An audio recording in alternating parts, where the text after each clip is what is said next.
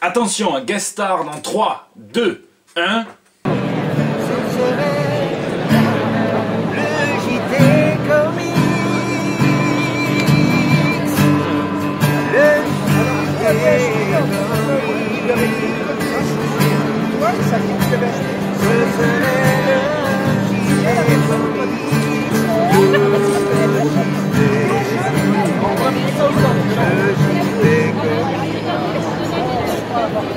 Ça c'est de l'intro. Alors là,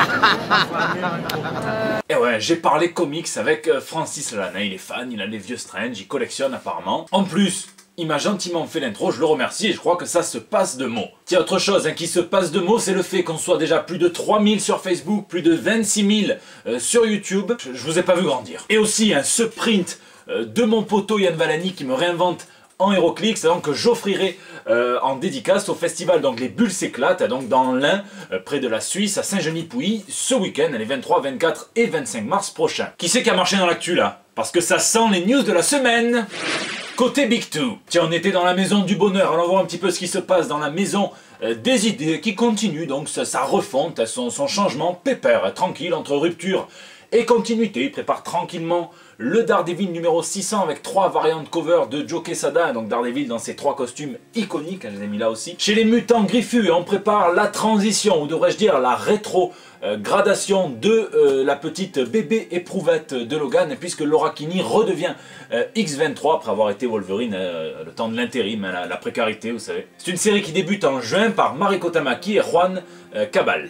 Cabal. Bon, après, ils prennent un petit peu leurs éditeurs en chef pour des cartes Pokémon, puisqu'ils échangent leur place comme ça. Donc Mark Panicha et Jordan White, qui étaient donc les éditeurs de Star Wars et des X-Men, eh bien, échangent leur job. L'un passe sur l'autre et vice versa, en tout bien, tout honneur. Et sinon, la grosse news Marvel Kato, rien à voir avec Christine Boutin, de la semaine, c'est le scénariste Chip Zdarsky qui signe un contrat d'exclusivité avec Marvel, celui qu'on connaît plus pour ses titres humoristiques. Il a fait du Spider-Man, il a fait du Howard the Duck, un petit peu de Deadpool, du Star-Lord. Et bien, il prétend que ce contrat, c'est une liberté totale, une carte blanche que lui donne Marvel, et on va voir ce qu'il va en faire. Est-ce que ça sera suffisant pour briser l'anathème qui le tient loin de DC, la distinguée concurrence? Aussi, c'est pépère, donc chez DC, c'est Stepan Sievic qui annonce qu'il fait des covers exclusives et secrètes pour le moment, mais dans la semaine ça devrait être annoncé pour un futur projet chez DC, et il nous donne une Batwoman de toute beauté. Mais le poids lourd donc de l'actu DC cette semaine, c'est bien évidemment le line-up du relaunch de Justice League, puisqu'on sait qu'après l'event No Justice, une nouvelle série de la Ligue, une nouvelle version de la Ligue émergera, et donc ça sera piloté au scénario par Scott Snyder, ça on le savait, mais on sait désormais que c'est Jorge Jiménez à qui l'on devait Super Sons qui fera les dessins intérieurs, et c'est Jim Chung qui se chargera des covers. Encore un talent que DC pique à Marvel. Alors ça sera un quinzomadaire, et c'est pas une nouvelle espèce de chameau, c'est juste que ça paraît une fois tous les 15 jours. On dit un bimensuel aussi, mais après... Au niveau du line-up, on a évidemment la Sainte Trinité, donc le pas beau, le méchant, le minable, Dieu le Père, Batman, on a Superman, on a Wonder Woman, on a évidemment aussi Cyborg, Flash et Aquaman, et on a Green Lantern version John Stewart, Martian Manhunter et Hawkgirl ou Hawkwoman. Je vous laisse me dire ce que vous en pensez dans les commentaires. Minecraft, tiens, vous voyez ça? Eh ben, ça n'a rien à voir avec Fortnite, et non, ça c'est simplement les studios qui creusent dans les comics pour trouver des nouvelles idées de scénarios à adapter au grand écran. Et là cette semaine on a quand même eu 3 news assez impressionnantes. On a Sony qui apparemment aurait approché Spike Lee pour réaliser un film sur Nightwatch. Nightwatch, c'est un personnage assez méconnu de l'univers Marvel, bien qu'il ait eu sa propre série, et en fait quand on s'y attache un petit peu, c'est un personnage où on a beaucoup utilisé le fameux retcon, un retcon de sa mère évidemment, et donc à la base c'était un vilain, il s'appelait Night Eater, et donc il a découvert que les vilains ça ne gagnait jamais. Déjà il est perspicace, et il a décidé donc à l'aide d'un mage de jeter un sort à tout le monde pour plus qu'on se rappelle que c'était un vilain, et pour devenir Nightwatch, le bienveillant, pour qu'on oublie tous sa vilainie. Je crois qu'il y a Sarko et DSK qui sont intéressés aussi. En tout cas on verra bien ce que ça pourrait donner quand ça va spawn à l'écran. Ridley Scott, donc lui adapterait Queen and Country, le comics de Greg Rucka, donc le comics qui traite d'espionnage. C'est chez Onipress en VO et chez Achilleos en VF, et on voit un petit peu donc une espionne britannique à travers donc les deux facettes de l'espionnage, donc l'aspect bureaucratie et l'aspect action pure et dure à différents moments clés géopolitiques. Il y avait plusieurs artistes qui s'étaient succédés sur le titre, dont Leandro Fernandez, qu'on a vu après sur le Punisher, Chris Samney ou encore Mike Hawthorne. Et enfin, la dernière nouvelle, c'est la Warner qui donnerait 100 millions d'euros de budget à Ava DuVernay pour adapter les New Gods, les néo-dieux de Jack Kirby. Et donc c'est la première œuvre de Jack Kirby quand il est passé donc de Marvel à DC, et qui lui ont laissé une carte blanche créative et qu'il a créé donc tout son quatrième monde, d'où sont tirés évidemment Steppenwolf, Darkseid, Apocalypse, qu'on a déjà pu voir d'ailleurs dans le DCEU, donc au cinéma. Il manque plus que Big Barda et Mister Miracle, et on est bon. Là je sens que ça transpire du cif interfessier les amis, donc je sais pas si jamais c'est de la transpiration d'excitation ou de peur, donc je vous laisse me dire dans les commentaires ce que vous en pensez. Drôle de comics. Mais qui a dit que les comics c'était que du super-héros, hein? Donc cette semaine, 4 petites insoliteries. Oui, je viens de l'inventer. Je garde le meilleur pour la fin, mais la première c'est évidemment un comics de Charlie et ses drôles de dames, donc chez Dynamite par John Lehman et Joe Esma, le scénariste, qui dit que il lui tarde de pouvoir faire ce que pouvait pas faire la série avec un budget des années 70. On aura également droit à un crossover de la mort, hein, celui entre Batman 1966 et Archie, donc le Batman qui sera probablement accompagné de Burt Ward, donc en version Robin, et peut-être qu'ils vont se disputer justement avec Archie pour savoir qui sera le nouveau pupille de Bruce Wayne, et le chevalier pas si noir de Gotham. En même temps, hein, depuis qu'Archie a fait un crossover avec le Punisher, moi, il n'y a plus rien qui m'étonne.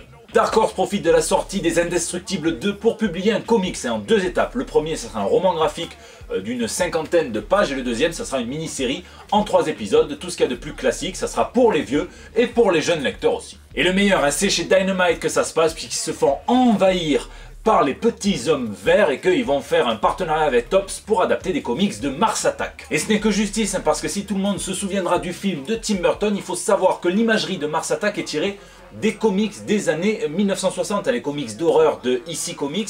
Ça a donné des idées à Topps, donc le fabricant de cartes à collectionner, donc pour faire un jeu qui s'appelait Attack from Space, qui a très vite été rebaptisé Mars Attack, et ça faisait fureur de ouf. En même temps, c'était dessiné par Hollywood. Financement participatif. Bah alors, bande de petits privilégiés, vous en avez du fric à claquer, hein, puisqu'on va faire le point sur 3 campagnes de financement participatif qui touchent au monde du comics. Et on commence avec mes chouchous, un Monolith et le jeu de plateau Batman. Il reste plus que 10 jours et ils ont déjà récolté 3 100 000 $. Ils ont même ajouté, donc annoncé l'inclusion de Green Arrow dans le jeu de plateau. C'est l'équipe scénario qui va se régaler. Et la team Kirby Enemy vient d'atteindre les 200 participations, donc le seuil minimum requis pour lancer le projet Young Romance, donc toute la période fleur bleue de Jack Kirby, et c'est Bibi, le 200e. Donc tous ceux qui avaient juste pledgé comme ça et qui pensaient que le projet ne se ferait pas, quand vous verrez le débit de Ulule sur votre compte en banque, vous penserez au comics. Et d'ailleurs, ils ne dorment jamais, puisque j'ai l'honneur de vous annoncer en exclusivité mondiale interplanétaire que mardi 10 avril, ils lancent une nouvelle campagne de financement participatif pour un artbook de Laurent Lefebvre, donc l'auteur de Foxboy, édité chez Delcourt, 130 pages de peinture et de dessins commentés par l'auteur, et tout ça au format Kirby Enemy, donc le grand format, celui qu'on appelle le format Rocco dans le milieu. Et Rocco dans le milieu, ça fait mal. Et chez Delirium, c'est la dernière tuerie de Richard Corben qui s'appelle Grave, qui sera édité en France grâce à un Kiss Kiss Bank Bank qui a réuni plus de 35 000 € sur 8 000 initialement demandés. Et il reste 17 jours. Putain, Delirium, putain, j'ai lâché 120 boules. Sale news. Bon, je vais un petit peu plomber l'ambiance, mais on a eu 2 mauvaises nouvelles cette semaine. Tout d'abord, on a appris maintenant un décès qui remonte en février, celui de Michael Fleischer, donc qui est connu par les passionnés de comics de l'âge d'argent parce qu'il a révolutionné Jonah Hex, il est resté 10 ans dessus. Il a révolutionné aussi le personnage du Spectre en le faisant évoluer du côté esprit de la vengeance de la force. Il est également l'auteur d'une série d'encyclopédies sur Batman, sur Wonder Woman, sur Superman, des trucs ultra fouillés. Il avait quitté l'industrie du comics après avoir mal pris une série de remarques du Comics Journal qui disait qu'en gros il avait, c'était un taré à l'esprit malade, mais c'était gentil. Enfin, c'est compliqué cette affaire, il y a eu un gros procès en diffamation qu'il a perdu, il s'est barré, et il est devenu anthropologue et humanitaire. Et ça continue malheureusement avec l'artiste Chris Bacalo, que vous avez pu voir sur du Spider-Man, sur du Doctor Strange récemment, qui annonce sur Twitter avoir perdu sa femme et sa meilleure amie de 28 ans à cause d'un foutu cancer du côlon. Face aux nombreuses demandes donc des proches et des fans, eh bien, il a donné une liste d'associations caritatives dont les causes tenaient à cœur à son épouse, et de nombreux dons ont déjà été récoltés.